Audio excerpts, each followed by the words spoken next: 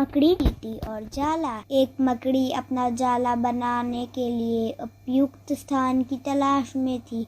वह चाहती थी कि उसका जाला ऐसे स्थान पर हो जहाँ ढेर सारे कीड़े मकोड़े और मक्खियाँ आकर फंसे।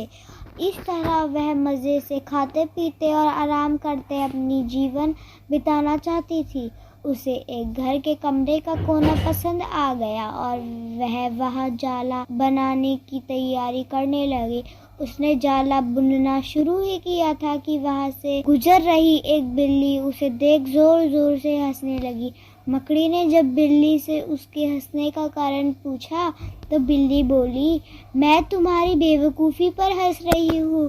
तुम्हें दिखाई नहीं पड़ता कि ये स्थान कितना साफ सुथरा है?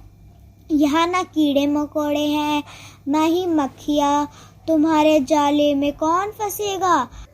बिल्ली की बात सुनकर मकड़ी ने कमरे के उस कोने में जाला बनाने का विचार त्याग दिया और दूसरे स्थान की तलाश करने लगी। उसने घर के बरामदे से लगी एक खिड़की देखी और वह वहाँ जाला बुनने लगी। उसने आधा जाला बुनकर तैयार कर लिया था। तभी एक चिड़िया वहाँ आई और उसका मजाक उड़ाने लगी। अरे तुम्हारा दिमाग खराब हो गया है क्या, जो इस खिड़की पर जाला बुन रही हो? तेज हवा चलेगी और तुम्हारा जाला उड़ा जाएगी। मकड़ी को चिड़िया की बात सही लगी। उसने तुरंत खिड़की पर जाला बनाना बंद किया और दूसरे स्थान ढूंढने लगी। ढूंढते ढूंढते उसकी नजर एक पुरानी अलमारी पर पड़ी। उस अलमारी का दरवाजा थोड़ा खुला हुआ था। वह जाला बुनने लगी। तभी एक कॉकरोच वहाँ आया। उसे सलाह देते हुए बोला, इस स्थान पर जाला बनाना व्यर्थ है। ये अलमारी बहुत पुरानी हो चुकी है। कुछ ही दिनों में इसे बेच दिया जाएगा। तुम्हारी सारी मेहनत बेकार चली जाएगी। मकड़ी ने कॉकरोच की सलाह मान ली और अलमारी में जाला बनाना बंद कर दूसरे स्थान की खोज करने लगी। लेकिन इन सब के बीच पूरा दिन निकल चुका था। वह थक गई और भूख प्यास से उसकी हाल बेहाल हो चुका था। अब उसमें इतनी हिम्मत नहीं रह गई थी कि वह जाला बना सके।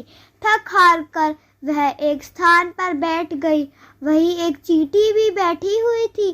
थकी हारी मकड़ी को देख चींटी बोली, मैं तुम्हें सुबह से देख रही हूँ। तुम जाला बुनना शुरू करती हो और दूसरे की बातों में आकर उसे अधूरा छोड़ देती हो। जो दूसरों की बातों में आता है उसका तुम्हारे जैसा ही हाल होता है। चींटी की बात सुनकर मकड़ी को अपनी गलती का एहसास हुआ और वह पछताने लगी। सीख, अक्सर ऐसा होता है कि हम नया काम शुरू करते हैं और नकारात्मक मानसिकता के लोग आकर हमें हतोत्साहित करने लगते हैं। वह भविष्य की परेशानियां और समस्याएं गिनगिनाकर हमारा हौसला तोड़ने की कोशिश करते हैं। कई बार हम उनकी बातों में आकर अपना काम उस स्थिति में छोड़ देते हैं जब वह पूरा होने की कगार पर होता है और बाद में समय निकल जाने पर हम पछताते रह जाते हैं। आवश्यकता है कि जब भी हम कोई नया काम शुरू करें तो पूर्ण सोच विचार कर करें और उसके बाद आत्मविश्वास और दृढ़ निश्चय के साथ उस काम में जुट जाए।